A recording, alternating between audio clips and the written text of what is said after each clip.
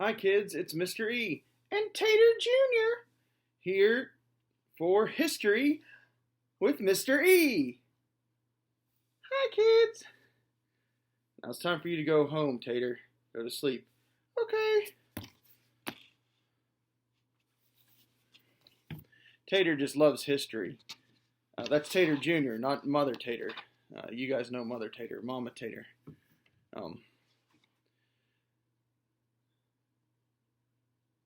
Today we're going to talk about Chapter 19.3, The New Deal Continues. Yesterday we talked all about all the first steps of the New Deal that FDR put into play. And today we're going to talk about how that continued out through his presidency. In 1935, FDR started the Social Security Act. We still use the Social Security Act today. The Social Security Act was government-funded old age and unemployment insurance. Once you hit 60 some odd years old, you could get the government to send you a check every month. The government still does this, and it helps a lot of people out. You know, Jesus talked about, or they talked about in the Bible, that we're supposed to take care of widows and orphans. But I think it's good that we also, in our government, take care of the old aged, because a lot of these people didn't get enough retirement to live on and have worked hard all of their lives, and it still happens today. They made it mandatory, which means everyone had to do it. The money came out of every single worker's paycheck in order to fund Social Security, and it still does that today, and I'm glad that it does.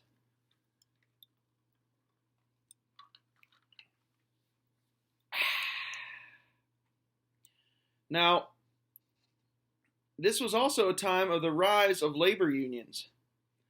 The National Labor Relations Act gave workers the right to form labor unions and to practice something called collective bargaining, where they would approach their bosses at a factory or at their job sites and say, "We need to make more money, how can you help us do that?"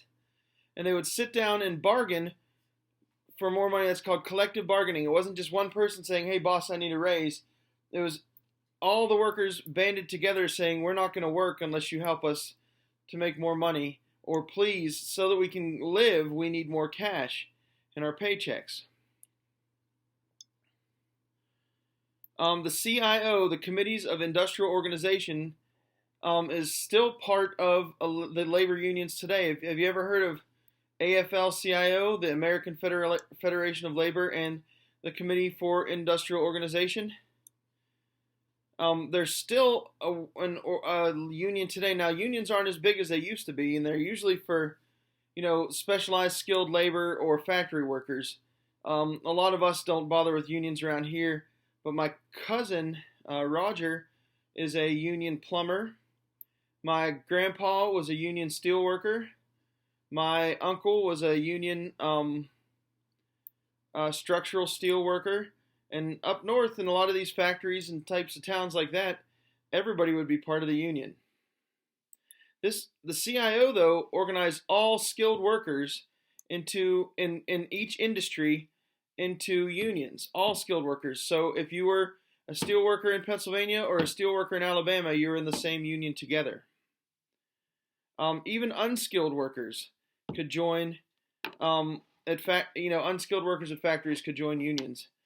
This was governed by the government by the National Labor Relations Board. And soon it split away from the AFL and became, instead of the Committee of Industrial Organizations, the Congress of Industrial Organizations, and became a major political player. Now they've rejoined the AFL since. What's one way for workers in a union to send a message to their bosses? We need better pay.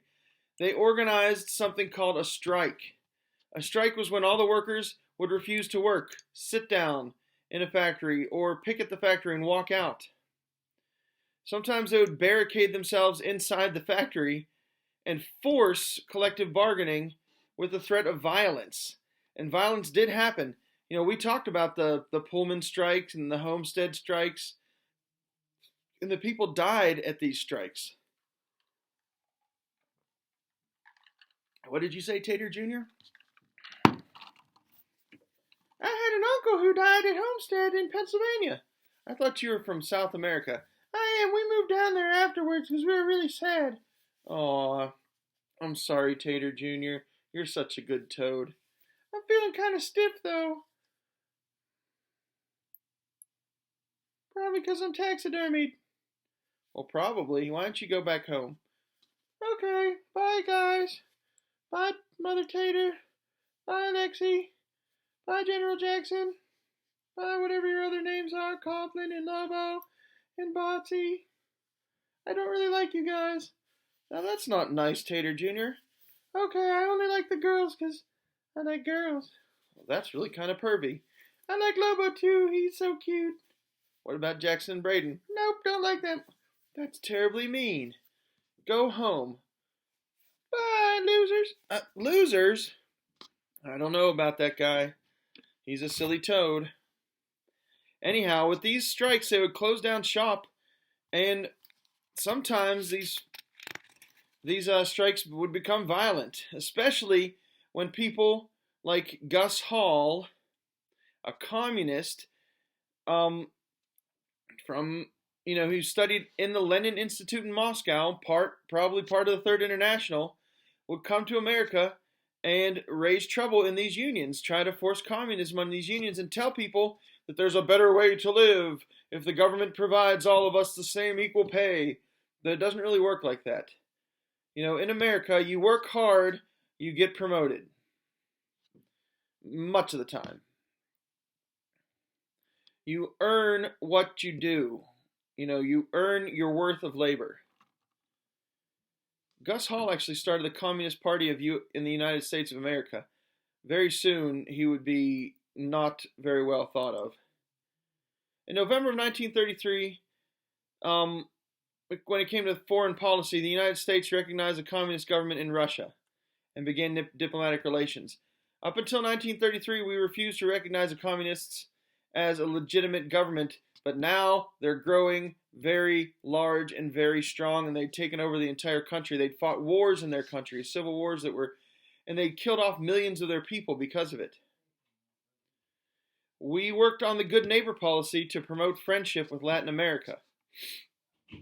And we tried to maintain our place in the world without getting too involved in European politics. Because guess what was happening in Europe? The Nazi Party was coming to power, and things were starting to cook real bad in Europe. There was a lot of big news stories in the 1930s. Charles Lindbergh and Amelia Earhart became famous as great aviators. Charles Lindbergh was the first man to do a solo flight successfully across the Atlantic Ocean. They had to strip down his plane until it was nothing but bare bones and fuel. And he flew across the Atlantic. Another sad thing that happened was that his son was kidnapped and murdered. If you Google search the Lindbergh baby, you can read all about it, and I think you should. It's a very, very sad thing. Charles Lindbergh was a national, worldwide celebrity, and somebody climbed a ladder, snuck into his house, and stole his baby out the window, and probably killed the baby when they were going down the ladder, and they dropped him. This led to the Lindbergh Law, which had the death penalty for certain cases, especially of interstate kidnapping. Now, the other major aviator was Amelia Earhart. She was the first female to fly solo across the Atlantic in an airplane. And in 1937, and in an attempt to fly all the way around the world, only making stops for fuel, her plane vanished in the South Pacific. Still, no one knows what happened to her. They think that they may have found parts of the plane. They think that she could have been kidnapped by the Japanese. Many different things could have happened, but nobody knows for sure. In May 6th of 1937, the Hindenburg crashed. The Hindenburg was a German blimp. You guys know what blimps are, or dirigibles are. They're giant frames with with a skin put around them and filled with hydrogen gas. At the time, it was hydrogen gas. The Germans actually called them Zeppelins. As it was about to land in Lakehurst, New Jersey, it caught fire. Hydrogen gas is extremely flammable and exploded into a giant fireball. 36 people died. I want you guys, now this is an assignment, because we're going to talk about this when we all get back. I want you guys to look up the Hindenburg disaster and listen to the original radio broadcast. That's Hindenburg. Look it up on YouTube. Hindenburg.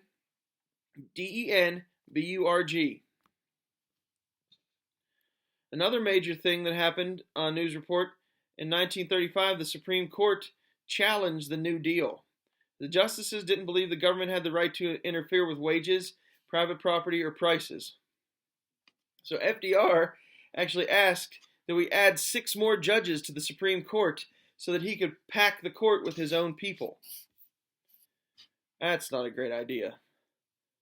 He wanted younger, more liberal justices, and the Congress said no way. FDR also had a group of young college professors called the Brain Trust that advised him on how to make New Deal programs and to reinterpret the Constitution to work for him. So basically, he used the wording of the Constitution to change our government to control the people in the business of the United States. It gave broad government powers to provide for people's needs. The tax and spend was no longer limited by the Constitution. And socialism reigned supreme in its own way. The New Deal failed in a lot of ways. The policies were socialist. They were too expensive. Like the WPA, they were very inefficient. And by 1937, unemployment was way up, and many of our prices were falling. So it didn't help. These new policies didn't help.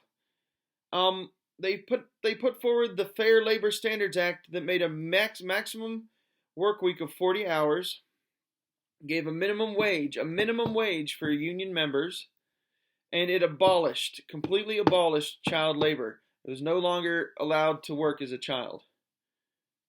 But by 1939, the Depression was prolonged and 9 million people were still unemployed. And that was during FDR's second term. 9 million people were still unemployed. And guess what happens next?